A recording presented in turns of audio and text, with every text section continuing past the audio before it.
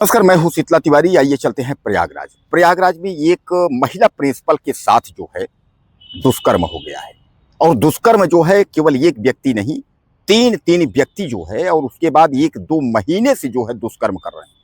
हालांकि महिला इस समय जो है वह प्रिंसिपल नहीं, वह पूर्व प्रिंसिपल हो गई है और इसी नौकरी को बचाने के चक्कर में जो है उसके साथ दुष्कर्म हो गया। अब आपके जहन में आता होगा कि सर क्या कह रहे हैं आप, जो है यानी कैसे कैसे लोग हैं दोस्तों की जो है इतने बेशर्म लोग हैं कि महिलाओं की इज्जत तो आप छोड़ दीजिए, उनको जीने नहीं दे रहे हैं।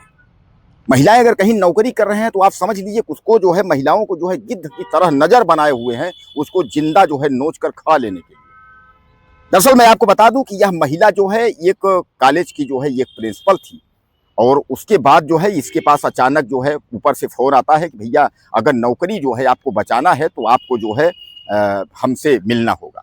अब उसके बाद जो है ब्लैकमेलिंग करके कहीं न कहीं, चूँकि महिलाएँ हैं डर जाती हैं वो नौकरी के लिए कि हमारी नौकरी चली जाएगी, इस तरीके से लालच हो जाता है और ब्लैकमेलिंग करके उसके बाद जो है उस व्यक्ति ने रेप किया यानी दुष्कर्म किया। फिर उसके बाद उसके लड़के ने दुष्कर्म किया। अब उसके लड़के के दुष्कर्म के बाद जो है जो संस्था का सचिव था वो, यानी जो है 3 लोगों ने जो है वो बारी-बारी से जो है उसके साथ दुष्कर्म किया।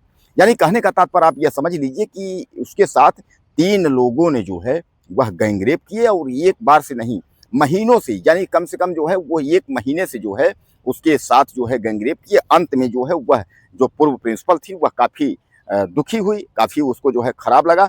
वह जो है अपनी इज्जत को जो है बचाने के लिए वह पहुँच जाती है कर्नलगंज थाने। यानी यह प्रयागराज के शहर में जो है कर्नलगंज थाना है, कर्नलगंज पुलिस स्टेशन पहुँचती है। वहाँ जा कर के जो है बताती है कि सर मैं बहुत परेशान हूँ और आज जो है 1 महीने से जो है हम जो है इसके शिकार हो गए।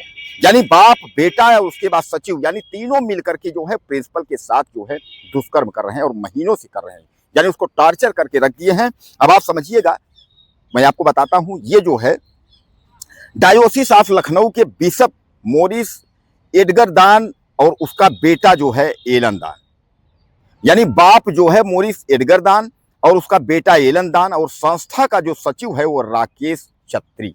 यानी यह तीनों जो है मिल करके उसके बाद जो है महिला को ब्लैकमेल किए और महिला को ब्लैकमेल करने के बाद जो है उसको यह बताए कि आपको जो है हमसे मिलना होगा, यानी आपकी नौकरी खतरे में है। इस पर जो है महिला डर जाती है। उसके बाद उसने सोचता ही, उसके दिमाग में आता है कि क्या कैसे करे, उसको समझ में नहीं आता है।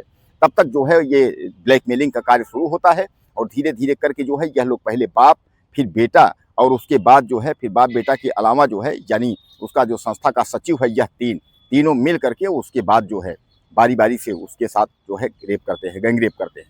यह स्थिति जो है 1 महीने तक चलती है। 1 महीने में जब वह काफ़ी टार्चरित हो जाती है, पुलिस प्रिंसिपल काफ़ी परेशान हो जाती है, तब वह जो है पुलिस स्टेशन पहुंच करके और उसके बाद जो है पुलिस से सारी अपनी व्यथा जो है वो बताती है और अपने टार्चर का शिकार होने का कारण जो है वो सब बताती है।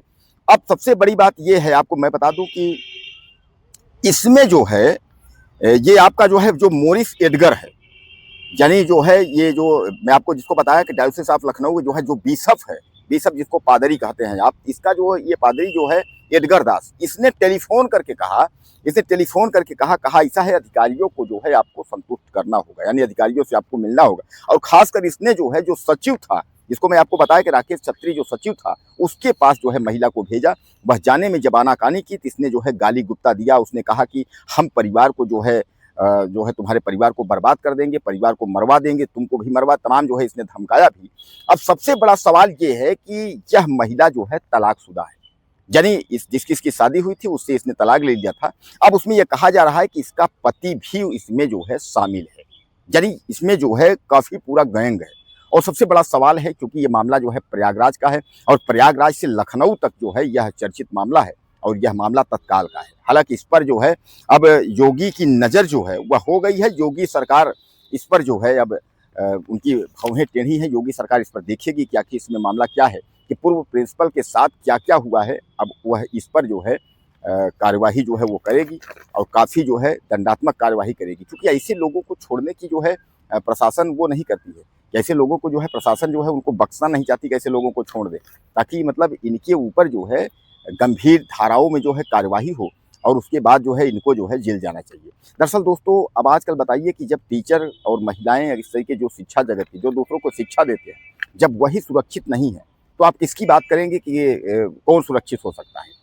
यानी इन लोगों की स्थिति ये है कि इन लोग जो है यानी जो है बाप बेटे और ये सब मिल करके उसके बाद जो है पूर्व प्रिंसिपल को पहले तो नौकरी दे करके स्कूल में रखवाए, और उसके बाद रखवाने के बाद फिर इनके दिमाग में ऐसा आ गया कि अब यह कह रहे हैं कि जितने भी उस संस्था में यानी कार्य करने वाले जो भी अधिकारी हैं, जो भी लोग हैं, अब जो है यह टार्चर कर रहे हैं उस महिला को, यानी महिला प्रिंसिपल से कह रहे हैं कि सबको संतुष्टि करनी होगी।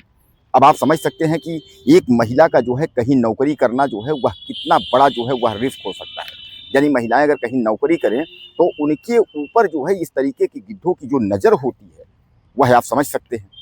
प्रयागराज की ये घटना जो है, इस घटना से जो है तमाम लोग वो शर्मसार हुए। जिन्होंने भी सुना तो उन्होंने कहा कि इस तरीके की घटनाएं जो है समाज के लिए जो है हानिकारक हैं और इस तरीके की घटनाएं नहीं होनी चाहिए।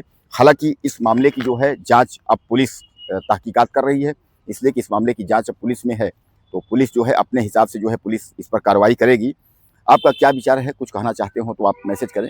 अगले वीडियो में फिर मिलते हैं।